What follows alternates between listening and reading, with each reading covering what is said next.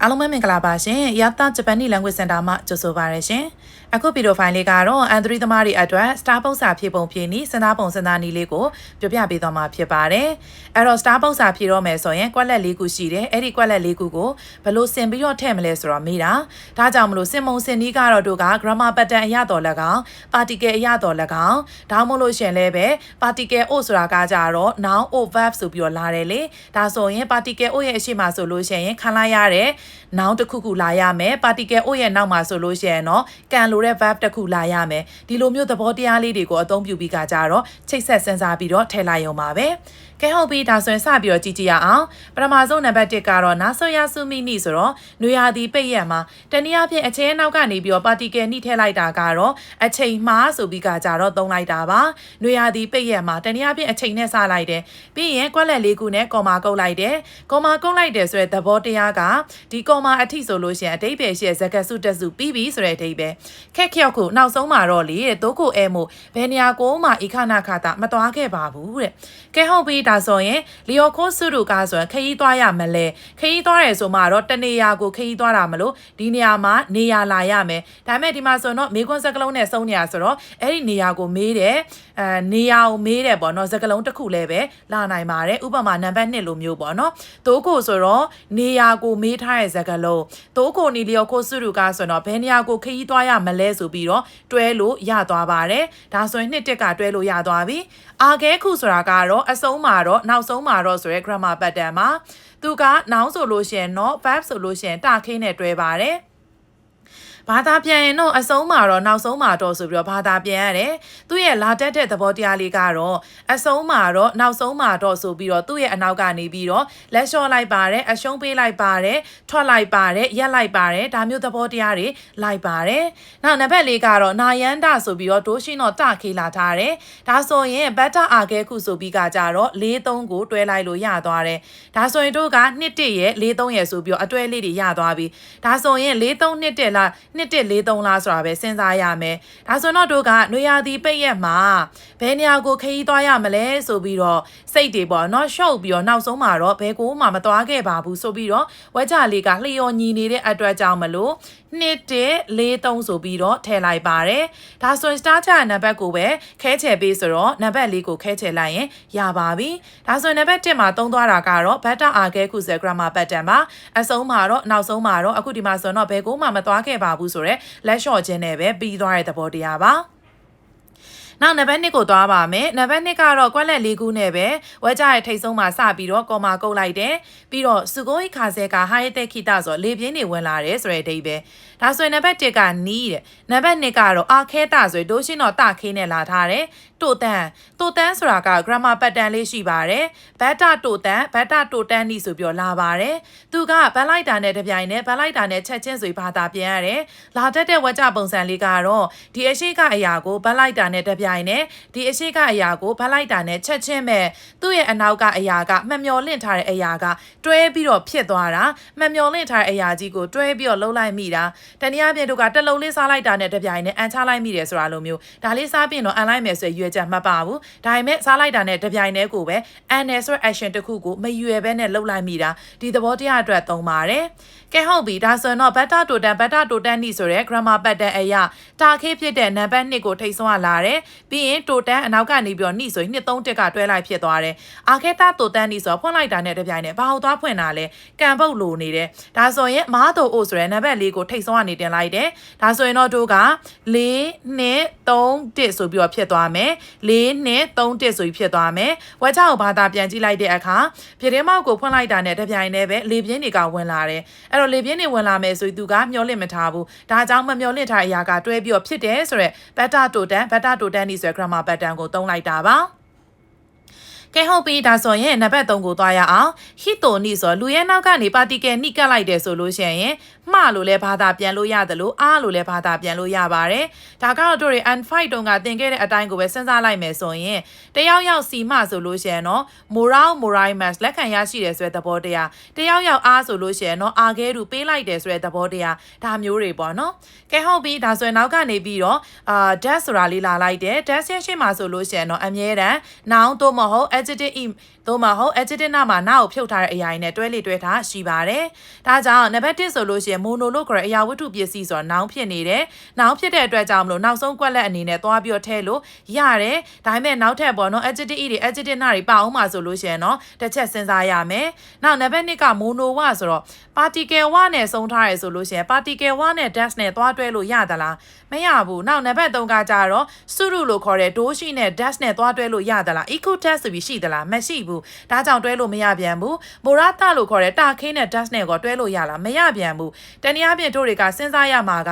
equal dash တို့ eta dash ဆိုတာလေရှိကိုမရှိခဲ့ဘူးဒါကြောင့်မို့တို့ကနံပါတ်လေးလည်းတွဲလို့မရလို့မလို့ mono dash လို့ခေါ်တဲ့နံပါတ်1 noun လေးကိုပဲထည့်စရာရှိတော့တယ်ဒါကြောင့်ဘာသာလဲပြန်နေစရာမလိုတော့ဘူး1ကိုသွားထည့်လိုက်တယ်ကဲဟုတ်ပြီဒါဆိုရင်တစ်ပါသွားပြီဆိုလို့ရှိရင်ဟီတိုနီရဲ့အနောက်ကနေပြီးတော့ဆောနာလိုမျိုးမိုရာတွေအာခဲတူတွေဘာပါလဲဆိုလို့ရှိရင်မိုရာတာလို့ခေါ်တဲ့နံပါတ်၄လေးပါလို့ထည့်လိုက်တယ်တရားစီကနေလက်ခံရရှိခဲ့တယ်နောက်ထပ်တစ်ခုသိထားမှာကပလိန်ဖောင်တွေရဲ့အနောက်ကနေပြီးတော့ပလိန်ဖောင်တွေကဝက်ကြတစ်ခုရဲ့အဆုံးသက်မှာဆိုရင်တော့ဘာမှစဉ်းစားနေစရာမလိုသူတို့နောက်ကလည်းဘာမှထည့်စရာမလိုတော့အဲ့ဒါလို့မဟုတ်ဘဲနဲ့ပလိန်ဖောင်ကြီးကဝက်ကြရဲ့အလဲကောင်မှာအဆုံးသက်မဟုတ်တဲ့နေရာတွေမှာရောက်နေတယ်ဆိုလို့ရှိရင်တော့သူ့ရဲ့အနောက်မှာ noun သို့မဟုတ် grammar pattern တွေလိုက်ပါမယ်အဲ့တော့ noun ဆိုလို့ရှိရင်တော့အဲ့ဒီ plain ဖောင်ကြီးနဲ့ noun ကိုသွားပြီးတော့အထူးပြုတဲ့ပုံစံမှာအဲ့လိုမဟုတ်ဘဲနဲ့ grammar pattern တွေလည်းပဲကတ်လို့ရတယ်ပေါ့နော်ဆောနာ verb တာအာခဲခုဆိုလို့ရှိရင်လည်းအာခဲခုဆိုရယ် grammar pattern ကြီးကတ်လိုက်တာလीနော်ကဲဟုတ်ပြီဒါဆိုရင် morata ဆိုပြောလာလိုက်တယ်ဆိုတော့ morata ပါသွားတယ်ဆိုရင်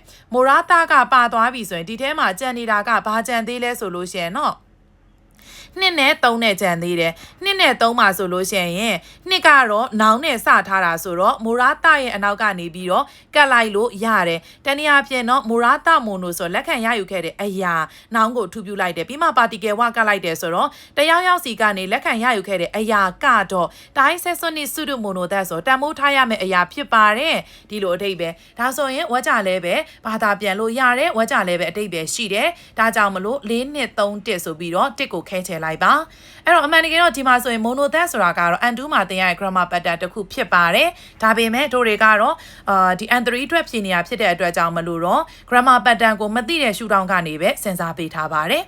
်ကဲဟုတ်ပြီဒါဆိုရင်နံပါတ်၄က kino မနေ့တုန်းကဆိုတာကတော့ verb to အတိတ်ကာလအတွက်ကာလပြစကားလုံးဖြစ်ပါတယ်ပြီးရင်ကွက်လက်၄ခုနဲ့ on that ငါဆိုပြီးလာတယ် on that ငါရဲ့အရှိကနေဘာတွေလိုက်နိုင်တယ်လဲအမျိုးအစား၄ခုရဲ့ plain ဖောင်လိုက်ပါတယ်အမျိုးအစား၄ခုရဲ့ plain ဖောင်ချွန်းချက်နေနဲ့ adjective ရဲ့ပြစ္ဆုတ်ပံကာလနဲ့နောက်ရဲ့ပြစ္ဆုတ်ပံကာလမှာတော့ဒါမကတ်ပဲနဲ့နှကတ်တယ်ဥမာအဖြစ်ခီတဲ့ဆိုလို့ရှိရင်ခီတဲ့ done that ဆိုပြီးမရှိပဲနဲ့ခီတဲ့ none that ဆိုပြီးတော့ဖြစ်သွားတယ်ဒါမျိုးပေါ့နော်ကဲဟုတ်ပြီဒါဆိုရင် on that ရဲ့ရှေ့ကနေပြီးတော့ထည့်စရာဘာရှိတယ်လဲ four plain ဖောင်တွေကဘာတွေရှိလဲကြည့်လိုက်တော့နံပါတ်1ကစိုးကြီး o ဆိုတော့ particle o နဲ့ဆုံးထားတယ်တွဲလို့ရသလားမရဘူးခုတ်တော်ဝဆိုတော့ particle ဝနဲ့ဆုံးထားတယ်မရဘူးစုရုဆိုလို့ရှိရင်ကြတော့ verb dictionary ဖောင်ဆိုတော့တွဲလို့ရတယ်ရှိတဆိုလို့ရှိရင်တော့ဒိုးရှိတော့တခေးဆိုတော့တွဲလို့ရတယ်ကဲဟုတ်ပြီဒါဆိုစုရုနဲ့ရှိတနဲ့ဘယ်အောင်သွားထည့်မှာလဲတို့တွေကတစ်ချက်သတိထားရမှာက kino ဆိုရဲကာလပြစကားလုံးကအဓိက main verb မှာပဲတွားပြီးတော့တက်ရောက်တာပါအခုဒီမှာဆို on that ငါဆိုတာကကြပထမဝက်ကြရဲ့အဆုံးသက် verb ဖြစ်တယ်တနည်းအားဖြင့်အဓိက verb ဖြစ်နေတယ်ဒါကြောင့်မလို့ကာလကအတိတ်ကာလဆိုတဲ့သဘောတရားအရာသူ့ရဲ့အရှိကနေပြီးတော့ရှိတလို့ခေါ်တဲ့တာခေးကိုထည့်ပေးရပါတယ်ရှိတန်း that ငါမနေ့ကဒီအရာကြီးကိုလုပ်ခဲ့ပေမဲ့ဆိုတဲ့အဓိပ္ပာယ်ပေါ့နော်အနောက်ကနေတော့မို့ခြေထောက်ကသက်ရှိမိုင်းမာဂျတာဆိုတော့ရှုပ်သွားပြီရှုပ်ပွားသွားပြီဆိုတဲ့အဓိပ္ပာယ်ကဲဟုတ်ပြီဒါဆိုရင်၄ပါသွားပြီဆိုလို့ရှိရင်1နဲ့3မှာစိုးကြီး o ဆိုတော့ particle o ကကံဝိဘတ်ဖြစ်တဲ့အတွက်ကြောင့်သူ့ရဲ့အနောက်ကနေပြီးတော့ဒိုးရှိတော့လိုက်ရမယ်ဒါဆိုရင်ဒီ2နဲ့3မှာဒိုးရှိကဘာပဲရှိတယ်လဲဆိုရင်စုရုလို့ခေါ်တဲ့နံပါတ်3ပဲရှိတယ်ဆိုတော့3ကို1ရဲ့နောက်ကနေလိုက်တယ်ဒါဆိုရင်စုရုဆိုတာကတော့ plain ဖောင်ဖြစ်တယ် plain ဖောင်ဆိုတာက noun ကိုအထူးပြုဖို့သို့မဟုတ်ဘူးဆိုလို့ရှိရင်တော့တို့က grammar pattern ဆက်ဖို့အတွက်သုံးရမယ်ဆိုတော့ခုတ်တော်လို့ခေါ်တဲ့ noun နဲ့စထားတဲ့နံပါတ်2ကိုထူးပြုလိုက်လို့ရတယ်ဒါကြောင့်မလို့1 3 2ဆိုဖြစ်သွားမယ်စိုးကျိုစုရုခုတ်တော်ဆိုရင်တန်ရှင်းလုပ်တဲ့ကိစ္စဆိုပြီးတော့သူကကတ်တားပုတ်ဖြစ်သွားတယ်ဘာလို့လဲအနောက်ကနေပြီးတော့ particle ဝလို့ခေါ်တဲ့ကတ်တားဝိဘတ်လာပြီးတော့ထည့်လိုက်လို့မလို့အဲ့တော့တန်ရှင်းလုပ်တဲ့ကိစ္စကလုပ်ခဲ့ပေမဲ့၄ဆိုတဲ့အဓိပ္ပာယ်ဖြစ်သွားတယ်ဒါဆိုရင်ဒီပုတ်ကိုကြည့်ပြီးတော့တို့ကဖြေရတာကတော့1 3 2 4ပေါ့နော်1 3 2 4 star ကြရာကတော့2ဆိုလို့ရှိရင်ကြတော့2ကိုဖြည့်လိုက်အောင်ပဲပေါ့နော်ဒီမှာသတိထားရမှာက ပါတီကယ်ဝရဲ့အရှိက verb ကတော့ခီနိုးနဲ့ထည့်ပြီးတော့ချိန်ထိုးစဉ်းစားကြမလို့ဘူးဘာလို့လဲသူကအဓိက verb မဟုတ်တဲ့အတွက်ကြောင့်မလို့အဓိကကရိယာဖြစ်တဲ့ on das ငါရဲ့အရှိက verb ကိုတော့အတိတ်ကာလဖြစ်ကိုဖြစ်ရမယ်ဒါလေးတစ်ချက်သတိထားရပါမယ်မနေ့တုန်းကလေတန်ရှင်းလုပ်တဲ့ကိစ္စကလုပ်ခဲ့ပေမဲ့လည်းရှုပ်ပွားကုန်ပါပြီဆိုတဲ့အဓိပ္ပာယ်ပါကဲဟုတ်ပြီဒါဆိုရင်နံပါတ်5ကိုသွားပါမယ်နံပါတ်5ကတော့နားလဲနိုင်ဆိုတော့အသားမကြသေးဘူးကျင်သားမရသေးဘူးပြီးရင်နောက်ဆုံးကနေပြီးတော့ရှိမတာဆိုတာကဒိုးရှိတော့တဲ့ခေနဲ့ verb တဲ့ရှိမတာဆိုတွဲလေရှိပါတယ်ဒါကြောင့်တဲ့ခေကိုလိုက်ပြီးတော့ရှာရပါမယ်ကဲဟုတ်ပြီဒါဆိုရင်နံပါတ်1ကကြတော့ဆဲဝါတဲ့ဆိုလို့ရှိရင်ကြတော့ဝေယဝစ္စရီနဲ့ပေါ့နော်နောက်နံပါတ်2ကတော့ခိုသုံးမုံတော့ဆိုလို့ရှိရင်ကြတော့ကလေးရဲ့ဆိုတဲ့အဓိပ္ပာယ်နောက်နံပါတ်3ကတော့အမှန်တကယ်ဒီနာကခိတဲ့ဆိုပြီးတော့တဲ့ပါလွဲထားတာပါကဲဟုတ်ပြီဒါဆိုရင်တော့ခိတုခိတိမတ်ကနေလာတဲ့တဲ့ခေဒါဆိုရင်တော့တဲ့ခေကလိုနေတာမလို့နံပါတ်3မှာဒီနေရာမှာထည့်လို့ရပါတယ်အဲ့တော့ခိတဲ့ဆိုတာကဘယ်ကနေလာလဲဆိုရင်တော့ Bamas မှာ mask ကိုဖြုတ်ပြီးတော့ခိတုခိတိမတ်ကလိုက်တယ်ခိတုခိတိမတ်ကလိုက်တယ်ဆိုရင်လုံးဝပတ်တယ်အကုန်ပတ်တယ်အားလုံးပတ်တယ်ဆိုတဲ့အဓိပ္ပာယ်လေဒါဆိုရင်သူ့ရဲ့ရှေ့ကနေ Bamas မှာ mask ကိုဖြုတ်တဲ့ဖောင်ကိုထည့်ရမယ်ဆိုတော့နံပါတ်4က Bamas မှာ mask ကိုဖြုတ်ထားတယ်စုခတဲ့ mask မှာ mask ကိုဖြုတ်ပြီးတော့စုခတဲ့ခိတဲ့ရှိမတာဆိုလုံးဝကိုပင်ပန်းသွားတယ်ဆိုတဲ့အဓိပ္ပာယ်ဒါဆိုရင်4-3ကအတွဲလိုက်ဖြစ်သွားတယ်ကဲဟုတ်ပြီဒါဆိုရင်1နှစ်လား2နှစ်လားဆိုတာကိုစဉ်းစားလိုက်တဲ့အခါကျတော့နော့နဲ့စုံနေဆိုရင်သူ့ရဲ့နောက်မှာနောင်ရှိပါတယ်ဒါကြောင့်မလို့ကလေးရဲ့ဝေယဝစ္စဆိုပြီးတော့နှစ်တစ်ကအတွဲလိုက်ဖြစ်သွားမယ်အဲ့တော့နားလဲနိုင်ခိုသုံးမုံတော့ဆဲဝါတဲ့ဆိုအသားမကြသေးတဲ့ကလေးရဲ့ဝေယဝစ္စကိစ္စတွေနဲ့လုံးဝကိုပဲပင်ပန်းသွားတယ်ဆိုတဲ့အဓိပ္ပာယ်ပ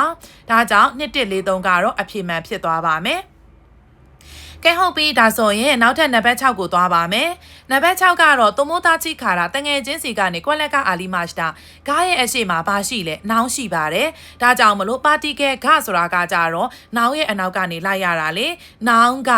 ကဆိုပြီးတော့ကဲဟုတ်ပြီဒါဆိုရင်နောင်ကိုသွားပြီးတော့ရှာလိုက်မယ်နံပါတ်1ကတော့နောင်နဲ့စုံတာဖြစ်ရမယ်နော်ဒီပါတီကဲဂါရဲ့အရှိမှာနောင်နဲ့တွဲကြတာဆိုတော့ဝက်ကြကြီးတစ်ခုလုံးစကစုကြီးတစ်ခုလုံးကနောင်မဟုတ်ဘူးဆိုရင်တောင်းနောင်နဲ့စုံတဲ့စကစုသို့မဟုတ်နောင်တစ်ခုတည်းကိုရှာပေးရပါတယ်ဒါဆိုရင်နံပါတ်1ကစကစုလေးဖြစ်နေတဲ့အနေအထားမှာကြီးခံနိဆိုတော့နိနဲ့စုံတယ်ဆိုတော့ဆက်လို့ရသလားမရဘူးတို EU ဆိုလို့ရှိရင်ကြတော့ verb နဲ့စုံထားတယ်မရဘူးနောက်နံပါတ်3က down ဝဆိုတော့နောင်ပါဒါဆိုတော့တွဲလို့ရပါတယ် down ဝကအလီမတ်တာဆိုတော့ဖုံးလာတယ်တွဲလုံးမယ်ဟုတ်တယ်နော်ကဲဟုတ်ပြီနံပါတ်4ကကြတော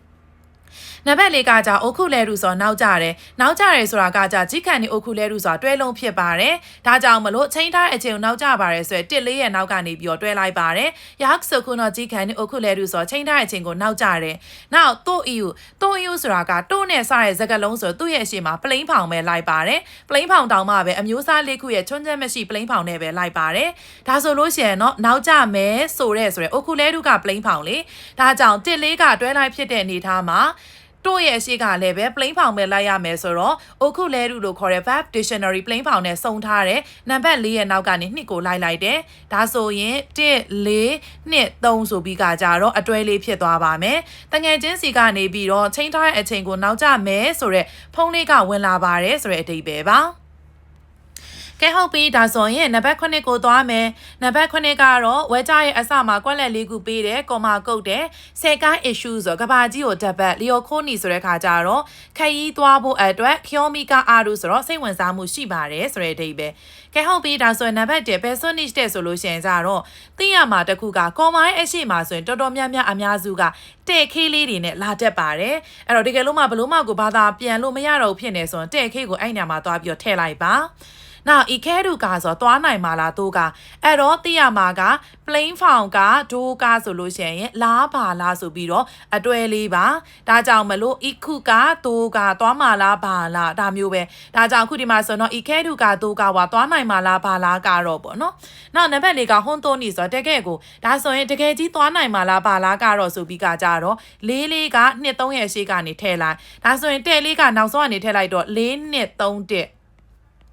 4 နဲ့ 3 1ဆိုပြီးဖြစ်သွားမယ်ဒါဆိုရင်ဘာသာပြန်ကြည့်လိုက်တကယ်ကြီးဤခဲတူကတို့ကဝဘယ်ဆွနိစ်တဲ့ဆိုတကယ်ကြီးသွားနိုင်မှာလားဘာလားဆိုတာဘယ်ဆွနိစ်တဲ့ဆိုထားလိုက်အောင်ခဏဒီလိုတိတ်ပဲအသာထားလိုက်အောင်တကယ်သွားနိုင်မှာလားဘာလားဆိုတာခဏထားလိုက်အောင်ကဘာကြီးကိုတပတ်တော့ခရီးသွားဖို့အတွက်စိတ်ဝင်စားမှုရှိပါတယ်ဆိုတဲ့အဓိပ္ပာယ်ပါ နောက်နံပါတ်8ကကြာခို့သုံးမို့ပါကလေးကလေရုံးတယ်မို့ခေါ်တာတောင်မှပဲဟန်းကျိုးရှိနိုင်ဆို reply မလာဘူးတဲ့ခဲမှုအိုရဲ့နောက်ကနေဘာလိုက်မှာလဲဆိုတော့ဒိုးရှိလိုက်ရပါမယ်ဒါဆိုရင်နံပါတ်2ကကြာတော့ဒိုးရှိအနေနဲ့ဆုံးတာဟုတ်သလား side choose ဆိုလို့ရှိရင်ကြာတော့ verb တဲ့ idu side choose ဆိုပတ်နေစဉ်ပတ်နေတုံးပေါ့နော်နောက်နံပါတ်3ကကြာ state idu ဆိုတော့ပြုလုပ်နေတယ်တနည်းအားဖြင့်တော့ verb နဲ့စတဲ့စကားလုံးတစ်ခုကတည့်ရဲ့နောက်ကနေ like ချင်တယ်ဆိုတော့ဒီမှာဆိုရင်စုရုရှိမဆိုတဲ့ခဲမို့စုရုခဲမို့ရှိမဆိုရင်ဂိမ်းကစားရဲဆိုရဲ3လေးကတည့်ရဲ့နောက်ကနေလိုက်လို့ရသွားတယ်အဲ့မှာတို့က verb တဲ့ idu sign to ဆိုတာကလည်းအတွဲလိုက်ဖြစ်တဲ့အတွက်ကြောင့်132ကတွဲလို့ရသွားတယ်ခဲမို့တဲ့ idu sign to ဆိုလို့ရှိရင်ဂိမ်းကစားနေစဉ်ဂိမ်းကစားနေတော့အဲ့မှာ particle ဝက sign to ဝဆိုလို့ရှိရင်ကြတော့ဂိမ်းကစားနေတုန်းကတော့ကလေးကလေဂိမ်းကစားနေတုန်းကတော့ခေါ်လဲမထူဘူးဆိုတဲ့အဓိပ္ပာယ်ခေါ်ရင်လည်းပဲ reply မလာဘူးဆိုတဲ့အဓိပ္ပာယ်အနေနဲ့1 3 4ဆိုပြီးကကြတော့ထည့်လို့ရသွားတယ် star ကြနံပါတ်ကိုအဖြည့်ရွေးဆိုတော့2ကအဖြည့်မှန်ဖြစ်သွားမှာပေါ့ကဲဟုတ်ပြီဒါဆိုရင်နောက်ထပ်တစ်ပုဒ်ကိုသွားပါမယ်နောက်ထပ်တစ်ပုဒ်ကတော့ခေါတိုဆိုပြီးတော့ကွက်လက်လုပ်လိုက်တယ်ပြီးရင် omo ita shi ma ဆိုသတိရတယ်ဆိုတော့ဘာကိုသတိရလဲတစ်ခုခုကိုသတိရတယ်အမေကိုသတိရတယ်အဖေကိုသတိရတယ်ဒါမျိုးနောင်ကိုသတိရတယ်ဆိုပြီးတော့နောင်အိုဆိုတဲ့စကားလုံးကတော့လာရမှာပဲတနည်းအားဖြင့် omo ita su ဆိုတာကကံလိုတဲ့ verb ဖြစ်တယ်ဒါကြောင့်မလို့ကံပုတ်နဲ့ကံဝိပတ်နဲ့ကိုသွားပြီးတော့ရှာပေးရတယ်ကဲဟုတ်ပြီဒါဆိုရင် futu otera ဆိုလို့ရှိရင်ကြတော့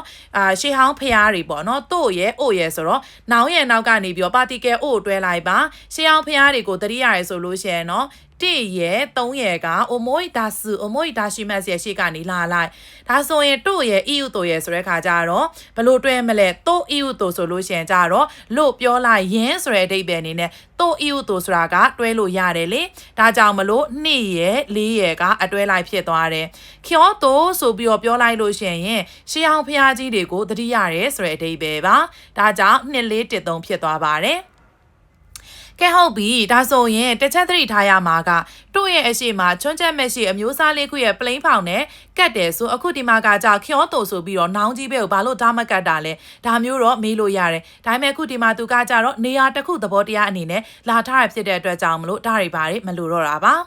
နောက်နံပါတ်10ကိုသွားမယ်ခို့သုံးမို့ကကလေးကလေတဲ့နေဆိုဒတ်တာကလေးဖျားတယ်ဆိုလို့ရှင်ကွက်လက်တဲ့ကဲဟုတ်ပြီ food store ရဲ့ရှေ့မှာဆိုလို့ရှင်တော့ပတ်တန်တစ်ခုရဲ့အဆုံးသက်တွေလာရမှာပဲဝါခဲနီဝ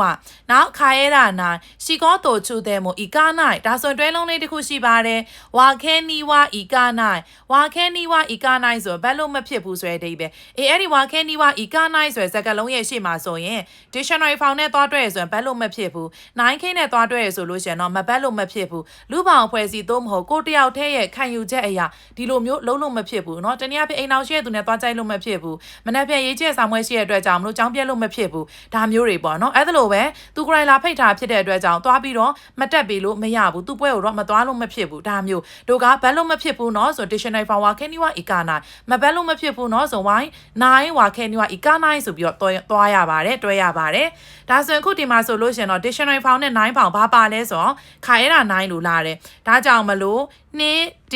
4အတွဲလိုက်ဖြစ်သွားတယ်မပြန်လို့တော့မဖြစ်ဘူးအဲ့မှာမှ3ကားတို့ကဝက်ကြရဲ့နောက်ဆုံးမှာသွားထားလို့ရတဲ့အရာလားမဟုတ်ဘူးလေဝါခဲနီဝါ economic ဆို grammar pattern ကဝက်ကြတစ်ခုရဲ့အဆုံးသက်ဖြစ်တယ် grammar pattern တစ်ခုရဲ့အဆုံးသက်ဖြစ်တဲ့အတွက်ကြောင့်ထည့်လို့ရလို့မလို့2 1 4ကိုနောက်ဆုံးထား3ကရှေ့ဆုံးရောက်ဒါဆိုရင်အလုံးလုံးတို့ဆဲဆိုရင်တောင်မှပဲမပြန်လို့မဖြစ်ပါဘူးဆိုတဲ့အဓိပ္ပာယ်ဒါကတော့မိခင်တယောက်ကသူ့ရဲ့ခံယူချက်ကိုပြောပြတဲ့ပုံစံပါ